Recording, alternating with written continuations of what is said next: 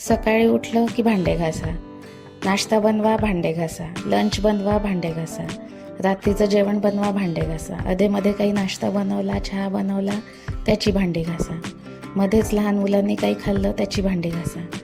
मला तर सगळ्यात मोठं काम घरातलं हे भांडे घासणंच वाटतं. तुम्हाला काय वाटतं? नमस्कार, फूड अँड फाइंड्स चॅनलमध्ये आपलं स्वागत आहे. या व्हिडिओमध्ये मी तुम्हाला दाखवणार आहे डिशवॉशरमध्ये भांडे लावण्याच्या अगोदर ती भांडी कशी स्वच्छ करायची ते. आता कोणी म्हणेल की एवढं सगळं करायचंच आहे, त्यापेक्षा आपणच घासून घेतलेली बरी. पण जेवढे भांडे मी तुम्हाला दाखवते आहे व्हिडिओमध्ये, जर हे घासायला घेतले तर कदाचित कोणाला अर्धा तास लागेल, कोणाला पाऊण तास, कोणाला 1-1.5 तास सुद्धा लागू शकतो. पण जसं आपल्या घरी कुठली बाई सुद्धा येत असेल भांडे घासायला, तरी सुद्धा आपण तिला ते सगळं विसरूनच देतो. किंवा भांडी घासायला बाई सुद्धा फक्त एकदाच येते. फार कमी लोकांकडे कदाचित ती 2दा येत असेल, सकाळ संध्याकाळ. जर बाई एकदाच येते तर बाकी वेळची भांडी, जसं की जर बाई सकाळी येत असेल तर आपण रात्रीची भांडी सहसा विसरूनच ठेवतो. तर हे सुद्धा तसंच आहे. फक्त आपल्याला जी दुधाची भांडी आहे ती थोडीशी घासावी लागतील, किंवा जर पाणी टाकून ठेवलेलं नाही आहे भांड्यांमध्ये तर ती घासावी लागतील. जर तुम्ही सिंकमध्ये पाणी टाकून ठेवत असाल भांड्यांवर, तर अगदी जशीच्या तशी काढून तुम्ही डिशवॉशरमध्ये लावू शकता. अलीकडे डिशवॉशर म्हणजेच भांडी धुणाऱ्या मशीनची मागणी वाढू लागली. तुमची मोलकरीण आली नसेल किंवा तुमच्याकडे नसेलच, तर दोन्ही परिस्थितीत ही खूपच कामाची वस्तू आहे. आज आपण जाणून घेऊया डिशवॉशरची संपूर्ण माहिती. डिशवॉशर प्रामुख्याने 2 प्रकारचे असतात. एक म्हणजे फ्री स्टँडिंग, जे वेगळं लावू शकता, आणि दुसरं म्हणजे बिल्ट इन, जे किचनच्या ओट्याखाली कायमचं लावू शकता. सहसा फॉरेन कंट्रीजमध्ये बिल्ट इन डिशवॉशर वापरल्या जातं. आता भारतातही बरेच जण बिल्ट इन डिशवॉशर बनवून घेतात. जेव्हा कोणी नवीन घर घेतं किंवा घराचं इंटेरियर करतं, त्यावेळी किचन बनवताना आपण हे बिल्ट इन डिशवॉशर बनवू शकतो. परंतु भारतात जास्त प्रमाणात फ्री स्टँडिंग डिशवॉशरच वापरलं जातं. साधारणपणे डिशवॉशर 12 ते 16 प्लेट सेटिंगचं असतात. भारतात 12 प्लेट सेटिंग असणाऱ्या मशीन्स जास्त मिळतात. 1 प्लेट सेटिंग म्हणजे एक मोठं जेवणाचं ताट, नाश्ता प्लेट, बाउल, ग्लास, चहा व कॉफी कप, प्लेट, सुरी, काटे आणि 2-2 चमचे आणि सलाड फोक, हे सर्व आपण लोड करू शकतो. या व्यतिरिक्त काही रिकाम्या जागा असतात ज्यामध्ये जेवणाची भांडी देखील ठेवू शकतो. भारतात आता खूप कंपनींचे डिशवॉशर मिळायला लागलेले आहेत. Mainly Siemens, Whirlpool, Faber, LG, IFB या ब्रँडचे डिशवॉशर चांगले असतात, ज्यांची किंमत साधारणपणे 24,000पासून 40,000, 50,000च्या घरामध्ये आहे. जर तुम्हाला घरी डिशवॉशर घ्यायचं असेल तर ती ठेवण्यासाठी योग्य जागा, विजेची सुविधा, पाण्याचा पुरवठा आणि ड्रेनेज व्यवस्था असावी. साधारणपणे डिशवॉशर 24x24 इंच असतं आणि याची उंची सहसा 35 इंचपर्यंत असते.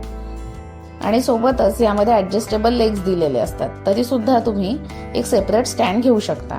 अलीकडे मॉड्युलर किचन केलं जात आहे आणि त्यामध्ये बिल्ट इन डिशवॉशर सहजपणे लावता येऊ शकतो. ज्यांचं स्वतःचं घर आहे वा जे नवीन बनवणार आहे त्यांच्यासाठी बिल्ट इन मॉडेल उत्तम आहे.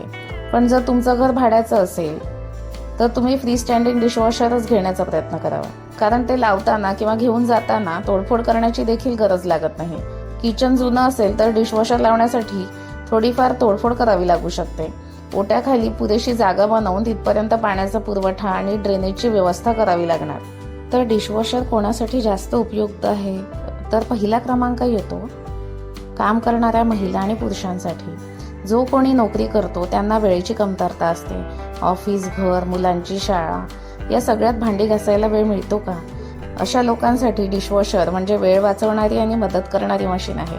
तसेच जर तुमचं कुटुंब मोठं असेल आणि भांड्यांचा ढीग रोजच्या रोज जमा होत असेल तर डिशवॉशर तुमचं काम अर्ध्याहून अधिक सोपं करू शकतो.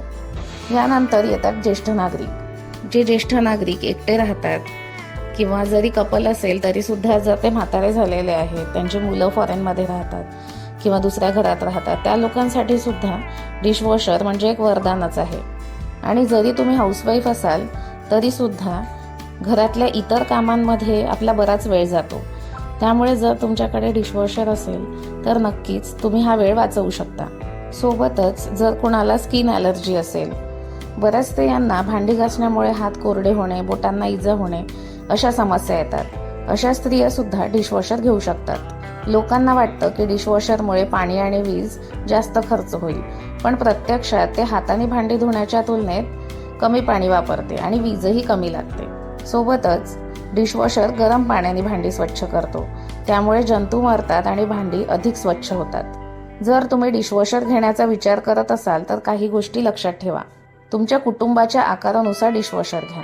जर तुमचं कुटुंब मोठं असेल तर 15 प्लेट 16 प्लेट सेटिंगचं डिशवॉशर तुम्ही घेऊ शकता. जर अगदी 1-2च मेंबर्स असतील तर तुम्ही अगदी 8 प्लेट सेटिंगचं टेबल माउंटेड डिशवॉशर सुद्धा प्रिफर करू शकता. माझं डिशवॉशर 12 प्लेट सेटिंगचं आहे, कारण आमची तिघांची फॅमिली आहे. परफेक्ट ब्रँड आणि मॉडेल निवडा. ऊर्जेची बचत करणारं आणि विश्वासार्ह ब्रँड निवडा. कोरोना काळामध्ये जेव्हा सगळंच ठप्प झालं होतं, त्यावेळी ज्या आपल्याकडच्या काम करणाऱ्या स्त्रिया होत्या त्या सुद्धा येऊ शकत नव्हत्या. कोरोना काळानंतरच डिशवॉशरची डिमांड अचानक खूप वाढली. त्यामुळे आता बरेच ब्रँड्स डिशवॉशर बनवत आहेत, पण तरीही जे वेल नोन ब्रँड्स आहेत, जे बरेच वर्ष मार्केटमध्ये अवेलेबल आहेत आणि ज्यावर आपण विश्वास ठेवू शकतो, अशाच ब्रँडचा डिशवॉशर निवडावा. मी फॅबर ब्रँडचा डिशवॉशर घेतलेला आहे. डिशवॉशर एक सोयीस्कर, वेळ वाचवणारा आणि स्वच्छतेच्या दृष्टीने उत्तम पर्याय आहे. विशेषतः ज्यांना वेळेची बचत करायची आहे आणि घरकाम सुलभ करायचं आहे, त्यांच्यासाठी हे खूपच फायदेशीर ठरू शकतं. चला तर मग बघूया मी ही सगळी भांडी कशी क्लीन करणार आहे ते. तुम्ही व्हिडिओमध्ये बघू शकता, सगळी खरकटी भांडी माझ्या सिंकमध्ये पडलेली आहेत. अगदी मिक्स भांडी आहेत. स्टीलचे प्लेट्स, ताट, काचेचे कप, चिनी मातीचे कप, चहाचा गंज, हार्ड ॲनोडाईजचं कुकर, गाळण्या, तवा, जाळ्या, छोटे ग्लास, मिक्सरचं पॉट, छोटे चमचे, फोर्क, तळण्याचा चमचा, सगळं आहे. बघूया हे सगळं कसं क्लीन करायचं. सगळ्यात पहिले मी मोठा टब घेतलेला आहे, ज्यामध्ये मी माझे सगळे भांडे विसरून ठेवणार आहे. तुम्ही जर भांडे घासायचं साबण वापरत असाल तर ते सुद्धा घेऊ शकता. मी व्हीम लिक्विड घेतलेलं आहे आणि सोबत 3 घासण्या घेतलेल्या आहे. एक ताराची, एक साधी आणि एक मिक्स. तुम्ही जी कुठली वापरत असाल ती घेऊ शकता, पण आपण प्रत्येक भांड्याला ताराची घासणी न लावलेलीच बरी, कारण त्याच्या स्क्रॅचेस पडतात. पण काही भांड्यांना ती लावणेसुद्धा गरजेचे आहे, जसं की दुधाचं पातेलं, चहाचं पातेलं. त्यामुळे मी 3 घासण्या ठेवते. मी थोडंसं व्हीम लिक्विड या डब्यामध्ये घेऊन घेत आहे आणि थोडं पाणी मिक्स करत आहे. तसं तर मला एवढ्या क्वांटिटीमध्ये सुद्धा लागलेलं नाही आहे नंतर, पण मी हे लिक्विड वॉश एवढं बनवून घेतलेलं आहे. हे बघा, मी पहिलं घेत आहे चहाचं पातेलं. त्यामध्ये मी ऑलरेडी पाणी भरून ठेवलेलं आहे. परत थोडंसं विसरून घेऊन बघा, मी तुम्हाला दाखवत आहे की याला काही ना काही लागलेलंच असतं, त्यामुळे याला थोडं घासून टाकण्याचीच गरज आहे. अशा भांड्यांसाठी तुम्ही ताराची घासणी वापरू शकता किंवा जी मिक्स घासणी आहे, ज्यामध्ये तार आणि स्पॉन्ज दोन्ही मिक्स असतं, तशी सुद्धा वापरू शकता. आता ही जी प्लेट घेत आहे, ज्यावर मी कॅन्डल लावलेली होती, त्यामुळे त्याला वॅक्स लागलेलं होतं. त्यामुळे मी ती प्लेटसुद्धा ताराच्या घासणीनेच घासली आहे. ज्यानंतर जी गाणी घेतलेली आहे त्याला थोडंसं खरकटं लागलेलं होतं. तसंच ते ताट जे आहे ते थोडं वर ठेवण्यात आलेलं होतं, त्यामुळे वाळून ते थोडं कडक झालेलं होतं. म्हणून मला जी मिक्स घासणी आहे तीच वापरावी लागली. आता जे हे स्पून्स आहेत हे काही जास्त खराब झालेले नव्हते, त्यामुळे मी फक्त पाण्याने ते धुतले आणि ते स्वच्छ झाले. आता जशी ही छोटी प्लेट आहे, ग्लास आहे, याला काही एवढं लागलेलं नाही आहे. हे जे पातेलं आहे यामध्ये दुसरं काहीतरी बनवलेलं असेल मी कदाचित. हे काही दुधाचं भांडं नाही आहे, त्यामुळे हे सुद्धा फक्त विसरून ठेवलं तरी चालेल. आता ही दह्याची वाटी आहे, ही मी थोडीशी घासली आहे. जर नसती पण घासली तरीसुद्धा ते कदाचित निघालंच असतं. आता हे पीठ मळण्याचं भांडं आहे, त्याला थोडंफार लागलेलं असतं. ते सुद्धा असं थोडंसं वरवर घासून घ्यायचं. तसं पाण्यात मिक्स केल्यामुळे ते अगदी नरमच पडलेलं असतं, पटकनच निघून जातं. आता हे ताट, कुकरमध्ये भात लावण्याचं भांडं, हे काही जास्त खराब झालेलं नाही आहे आणि पाण्यात मिक्स केल्यामुळे सगळं पटकनच निघून गेलेलं आहे. स्पेशली ताट तर आपण सहज पाण्याने विसरून टाकू शकतो, पण तरी पण थोडासा एक घासणीचा हात फिरवला तर चांगलंच आहे. हे सर्व अगदी फटाफट होऊन जातं जर आपण भांडे भिजवलेले असतील तर. हार्डली 5 ते 10 मिनटामध्ये एवढे भांडे विसरून होऊन जातात. आता हे सुद्धा पीठ मळण्याचंच पातेलं आहे, ते सुद्धा पटकन निघालं. जे आपले पेले किंवा ग्लास आहेत त्याला तर काही लागलेलंच नसतं, त्यामुळे ते तर जस्ट विसरून टाकलं तरी चालेल. आता हे बघा, हे चहाचं पातेलं आहे, याला घासणं गरजेचंच आहे. याला जर थोडं व्यवस्थित घासून डिशवॉशरमध्ये टाकलं तर बरंच आहे. आता हे दुसरं भांडं सुद्धा चहाचंच आहे. तुम्ही म्हणत असाल की किती वेळा चहा पिते, पण ॲक्च्युली हे काल रात्रीपासूनचे भांडे आहेत आणि आज संध्याकाळी मी हे सगळं टाकत आहे. एवढ्या वेळात 2-3 वेळा तरी चहा झालेलाच आहे. त्यामुळे जवळपास 3 भांडे तरी चहाचेच आहेत. पण तुम्ही बघू शकता ज्या भांड्यांना खाली तांब्याचं कोटिंग आहे ते या डिशवॉशरमध्ये हळूहळू निघायला सुरुवात झाली आहे. ह्या पातेल्याचं तर अर्ध अधिक निघालेलंच आहे. पण ठीक आहे, ते फक्त कोटिंग आहे आणि मला वाटत नाही की त्याने काही खूप फरक पडतो. कारण तसं पण ते जरी खाली ते तांब्याचं असलं तरी ते काही आपल्या अन्नामध्ये वगैरे काही जात नाही. त्यामुळे ते फक्त खालून कोटिंग दिलेलं असतं. त्यामुळे ते असलं नसलं तरी मला तरी वाटतं सारखंच आहे, फक्त ते बहुतेक हीट डिस्ट्रीब्यूट होण्यासाठी दिलेलं असतं. आता हे सगळे चमचे, भाजीचा चमचा, डाळीचा चमचा, हे सगळं मी विसरून टाकलेलं आहे. आता ही एवढी भरलेली सिंक बघून मला मिसेस मूवी आठवला. कोणाकोणाला आठवला कमेंट करून नक्की सांगा. हां, पण माझं सिंकमधलं पाणी काही टपकत नाही आहे खालून. मी तिथे ना एक जाळी घेतलेली आहे डीमार्टमधून. त्यामुळे जो काही कचरा आहे तो सगळा त्या जाळीमध्ये अडकतो आणि फक्त मी थोडंसं हलवून ते पाणी आतमध्ये चाललं गेलं. मग मी तुम्हाला दाखवते बघा की सगळा कचरा त्यामध्ये अडकतो आणि तो आपण फेकून देऊ शकतो. आणि आपलं जी पाईपलाईन आहे ती कधी ब्लॉक होत नाही. आणि जर कधी झालीच तर त्यासाठी सुद्धा माझ्याकडे एक ड्रेनेजचा पावडर आहे, तो टाकला आणि 5 मिनटं ठेवलं की सगळं निघून जातं आणि पूर्ण पाईपलाईन क्लिअर होऊन जाते. तो सुद्धा मी कधी दाखवेल तुम्हाला पुढच्या व्हिडिओमध्ये. हे बघा सगळं क्लीन झालेलं आहे सिंक. आणि जो कचरा अडकलेला आहे हे मिक्सरचं पॉट आहे, यामध्ये मी फक्त साखर बारीक केलेली होती, ते विसरूनच निघून गेलं. आता हा सिंकमधला कचरा मी सगळा फेकून देत आहे प्लॅस्टिकमध्ये. आता आले आहेत आपले काचेचे कप्स आणि चिनी मातीचे कप्स. काही कप्समध्ये मी पाणी भरून ठेवलेलं होतं आणि काही कप्स ड्राय होते. जरी पाणी भरून ठेवलं आहे तरी पण एक लेअर आल्यासारखी होते कपांना, म्हणून ते सुद्धा विसळून घेतलेलं चांगलं आहे. तसं चहा पिल्या जर आपण मशीनमध्ये टाकलं आणि थोड्या वेळातच लावली मशीन तर हे विसळण्याची सुद्धा गरज पडत नाही. पण आपण साठवूनच ठेवतो भांडे आणि एका वेळीच घासतो.